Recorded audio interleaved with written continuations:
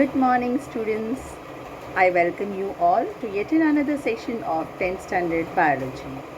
Today, we continue with lesson number 8, How do organisms reproduce, part 6. Now, students, in part 5, we studied about the male reproductive system.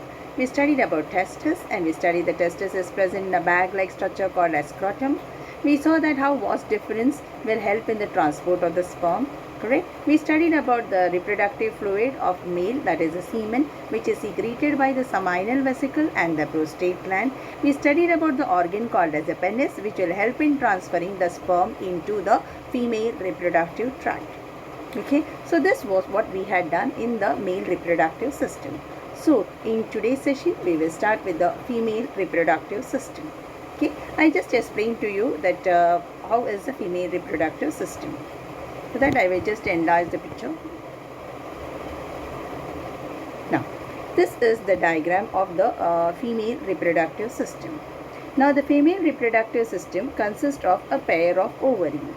Now, can you see I have marked a pair of ovary. Now, ovaries are the primary sex organ. The ovaries are the essential sex organ. The ovaries are responsible for the production of the female gamete, which is called as the ovum. At the same time, the ovaries also secrete the hormone called as estrogen. This is a hormone which is called as estrogen. The estrogen controls the secondary sexual characters in females. The estrogen controls the secondary sexual characters in female. Okay, so you know that the ovaries are the primary sex organ. It is the essential sex organ. It is the organ which produces the female gamete, which is called as the ovum. Other than that, it produces the hormone called as estrogen, which controls the secondary sexual characters in case of females. Now, there is a peculiarity about the ovary. Now, when a female child is born, right at that time, at the time of the birth itself, the ovary contains around thousands of eggs. That means when the child is taking birth, the female child is taking birth, at that time only the female child is having the eggs in the ovary.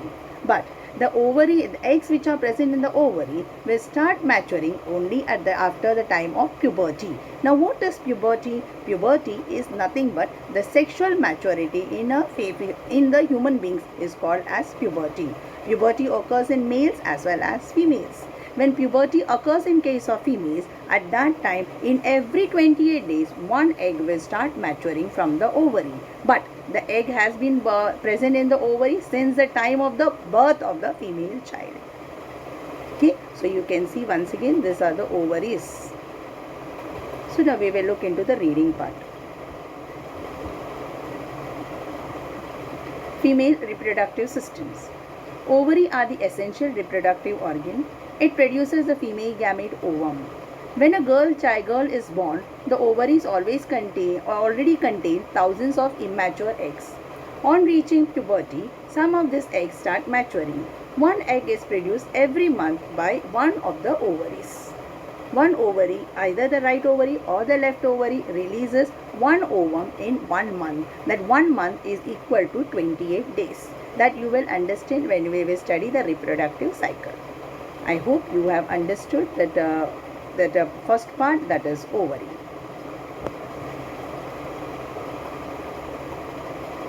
So now we go to the next slide. Now in the next slide, we are going to study about the next part of the female reproductive system. The next part of the female reproductive system is called as the oviduct. It is called as the oviduct, or it is also called as a fallopian tube. Can you see the oviduct or the fallopian tube is in close contact with the ovary? Students, you already know that the ovary is responsible for the production of the ovum, that is the female gamete. The ovum, after it is released from the ovary, the process of releasing the ovum from the ovary is called as ovulation. The process of release of the ovum from the ovary is called as ovulation. After ovulation, when the egg or the ovum is released from the ovary, the ovum is collected by a tube-like structure, by a duct-like structure, which is called as the oviduct, or which is called as the fallopian tube. Now the egg will wait in the fallopian tube fertilization will take place in the fallopian tube. That we will see it in the next slide, how the egg is going to wait in the fallopian tube and how the sperm will come to the fallopian tube and how fertilization will take place in the fallopian tube. That we will see in the next slide.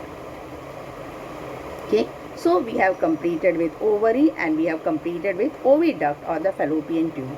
The next very important part of the female reproductive system is the uterus. Can you see a triangular structure over here? This triangular structure over here is called as the uterus. Now uterus is a very important part. Can you see both the fallopian tube? Can you see both the fallopian tube are opening into an elastic bag which is called as the uterus. It is elastic and it is muscular. It is in the uterus that the embryo is going to get attached. The embryo will get attached to the uterus.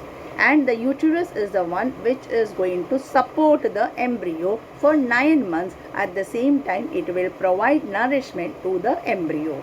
So this is the function of the uterus. Okay, so now we will see the reading part. You can see here, students, this is the uterus. This lower part of the uterus is called as the cervix. This lower part of the uterus is called as the cervix, and the cervix opens into a canal which is called as the vagina. Okay, so this triangular part is the uterus. The lowermost part of the uterus is called as the cervix. The cervix is opening to the outside by means of vagina. Okay, vagina, how it is functional, that we will see in the next slide. So what is the cervix? The lowermost end of the uterus is called as cervix.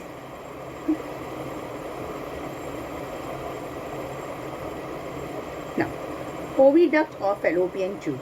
On either side of the uterus is the fallopian tube. The egg is transported from the ovary to the womb through the thin oviduct or fallopian tube. Uterus. The two oviducts unite into an elastic bag-like structure known as the uterus. The uterus opens into the vagina through the cervix. We saw that the lowermost part is called as what? The lowermost part is called as the cervix, and cervix will be the beginning part, the ending part of the uterus and the beginning part of the vagina. The uterus help in the implantation. Implantation means sticking of the embryo. Suppose if this is the uterus, the embryo will stick onto the wall of the uterus, and the sticking of the embryo to the wall of the uterus is called as implantation. By means of implantation, the uterus is going to provide support to the embryo, at the same time provides nourishment to the embryo. Okay.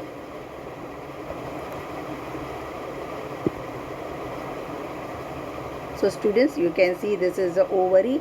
The ovary is going to produce the ovum. The ovum is collected by the fallopian tube. The fallopian tube, the fertilization will take place, and the fallopian tube will transport it to the uterus. In the uterus, if the egg is fertilized, it will get implanted. You know what is implantation? Sticking of the embryo to the wall of the uterus is called as implantation. You know that the lowermost part of the uterus is called as cervix. The cervix opens into a narrow canal which is called as the vagina. So these are the parts of the female reproductive system. So we have studied about ovary, we have studied about the oviduct or the fallopian tube, we have studied about the uterus, we have studied what is the cervix, that is the lowermost end of the uterus, and we have studied about vagina, which is a canal. Okay. Now let's go to the next slide. Fertilization and implantation. Now what is fertilization? The definition remains the same. Fertilizing the union of the male gamete with the female gamete is called as fertilization. And what is implantation? Already I defined implantation. Sticking of the embryo to the wall of the uterus. This is the wall of the uterus and this is the embryo. The sticking of the embryo to the wall of the uterus is called as implantation. Implantation provides support and nourishment to the developing embryo. Okay, now here I will just enlarge this picture so that it is very clear to you, and I will explain here. Yes. Now students, this part is the vagina. This part is the vagina. It is into the vagina that the sperms are released. So the sperms are released in the vagina and the sperms will remain in the vagina. Slowly some of the sperms are going to swim and it is going to move towards the fallopian tube. The sperms will swim to both the sides to find out where the ovum is released, because you know that the females have a right ovary and a left ovary, but the thing is that only one ovum is produced per month. So either this ovary will produce the ovum or this ovary will produce the ovum. So ovary will be producing the ovum. You can see here, these are the ovum and this is the sperm. The sperm is coming here to fertilize the ovum. I had already mentioned that fertilization takes place in the fallopian tube. After the fertilization takes place in the fallopian tube is going to transport the zygote into the uterus, and inside the uterus implantation will take place. I hope you have understood. I will explain once again. Students, this is the vagina. At the time of sexual intercourse, the sperm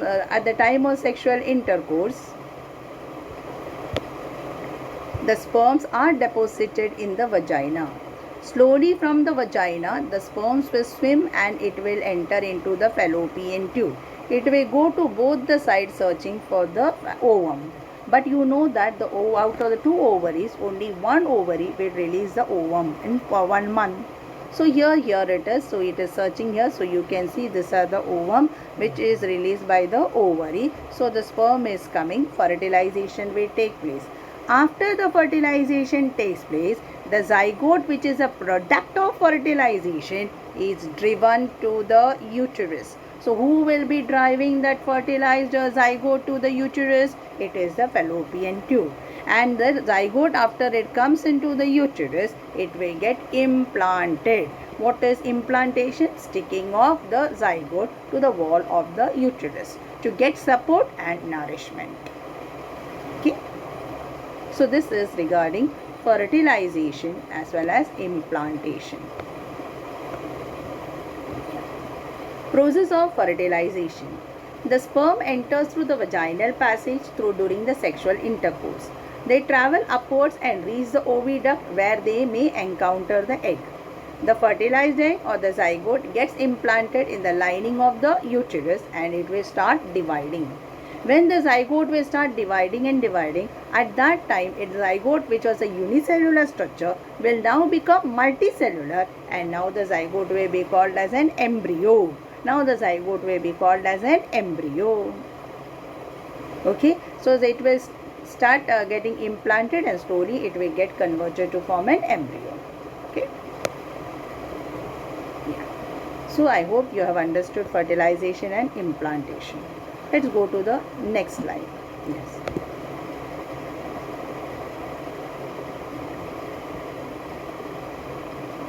Now students, I had already mentioned to you the function of the uterus is implantation.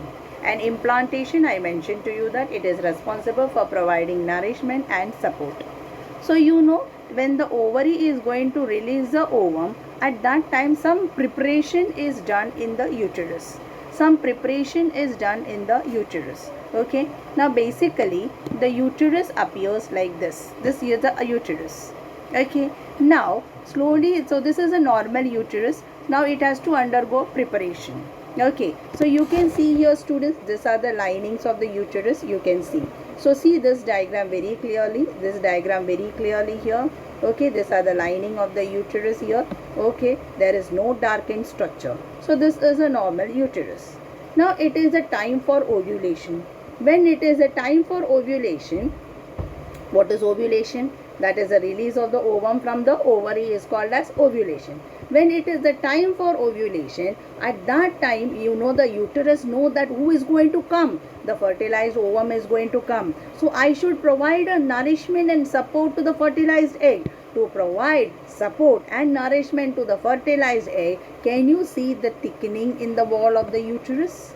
Can you see the red colored thickening in the wall of the uterus? This is a special wall which is made in the uterus. This is a special wall which is made in the uterus, which is highly vascular. Highly vascular means richly supplied with blood vessel. This wall is richly supplied with blood vessel. Why this wall is richly supplied with blood vessel? Because the zygote is going to get implanted over there. So the zygote should get ample amount of nourishment. So it is richly supplied with blood vessel. So this is the way the uterus is preparing itself for the fertilized ovum. See here they are showing here in the white color. This is the ovum. It is going to be released. This is the fallopian tube. Slowly the ovum will move and it will come and it will gain attachment in the uterus. And the uterus has made all the preparations. Okay.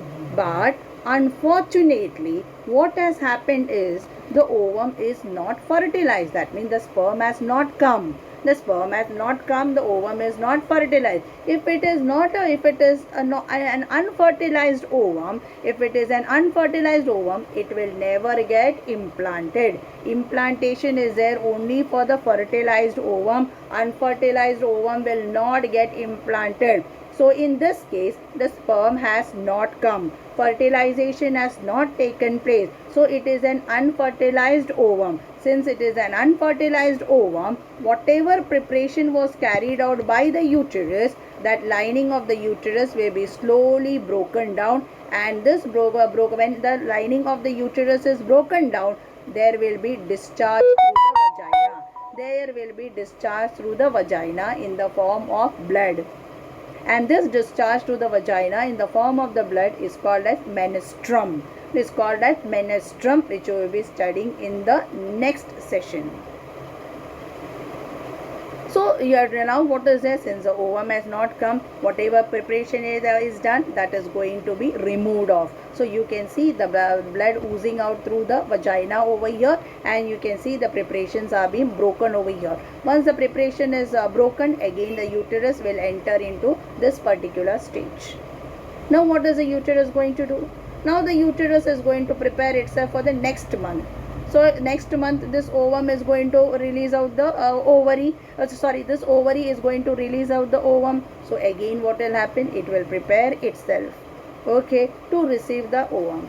In case if the ovum is unfertilized, again whatever preparation is done, that will be broken and there will be menstrual flow, or which is called menstruum. This bleeding will take place. So this bleeding will take place on every 28 days if the ovum is unfertilized. In case if the ovum is fertilized, in that case the ovum will get attached to the wall of the uterus. There will be formation of a special structure which will be called as placenta. We will deal with placenta in the next slide. I hope you have understood the students. This is a graph which is showing you that structure, that is the thickening of the endometrium. Here you can see there is maximum thickening of the endometrium, and here there is shedding of the endometrium. Is that blood layer is called as the endometrium. Here it has been thinned out, and here again it will be prepared. Okay. The uterus prepares itself every month to receive and nurture the growing embryo. The lining thickens and is richly supplied with blood to nourish the growing embryo.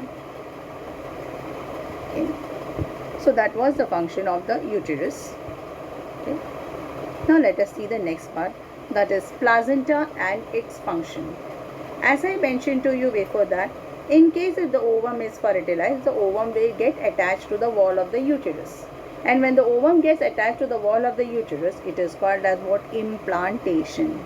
Now after implantation, a part of the uterus will become a nourishing tissue. When I say part of the uterus, let me tell you that part will be some part of the uterus and some part of the fetus. Both of them are going to come together to form a disc-shaped structure. And this disc-shaped structure is called as what this disc-shaped structure is called as the placenta. Can you see the placenta here? Can you see the disc-shaped structure?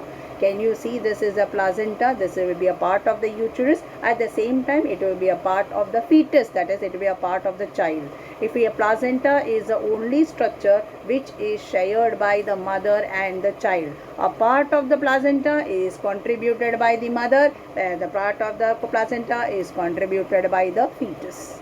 Okay, now what is the function of the placenta? The placenta provides the nourishment and gather nourishment, that is food materials, to the fetus. Fetus means the developing child in the mother's body is called as fetus.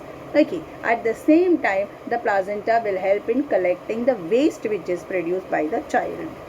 Okay, so to have the maximum area for the placenta, what is there? The placenta is folded. You can see that there is a folding of the placenta, and this folding of the placenta is called as what? It is called as villi. The folding of the placenta is called as villi because the area is very, very less. Okay, so again just show you this.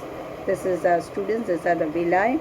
Okay, as I told you, it is a part which is contributed by the uterus and a part contributed by the fetus. It is the part which is, it is the only part which is shared by the mother and the fetus. Okay, now you can see how the child is present in the uterus. Here this picture which I have shown, the child is ready for birth. So this is the cervix, this is the cervix. As it is a time for birth, the cervix is widened and through the vagina the child will come out, because of which the vagina is called as the birth canal for the child.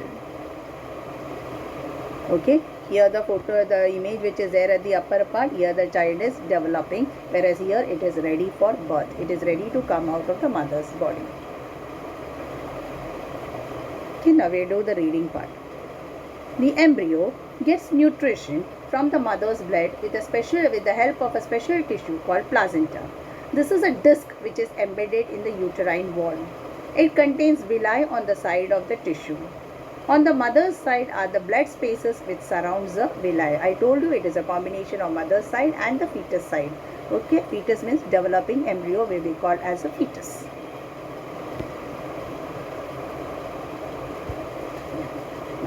The villi provide, so here again there is a diagram of the fetus, and you can see this part is that of the uterus and the fetus here. Again you can see the villi very nicely over here. Okay, yeah, for fetus to mother. Fetus will give what to the mother, throw away what to the mother? Carbon dioxide, urea and hormones. Okay, what mother will give the fetus? Or nutrients, oxygen, antibodies, vitamins and water. See, so these are the food supply and this is a collection of the waste.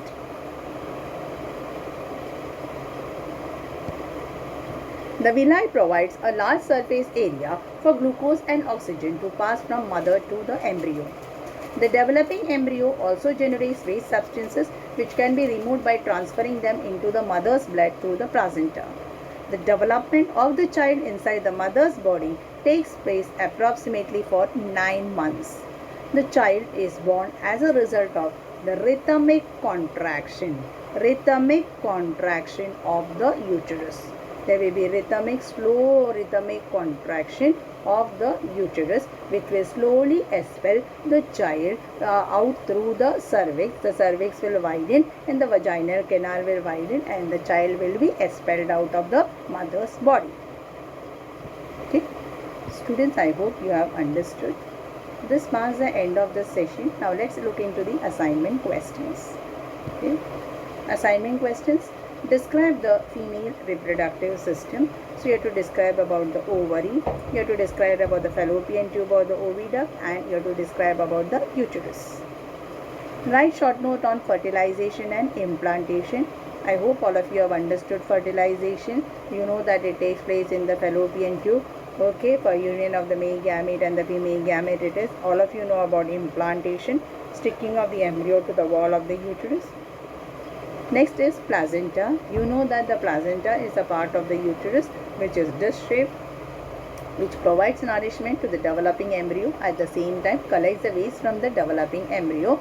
The placenta shows the presence of villi to increase the area of absorption.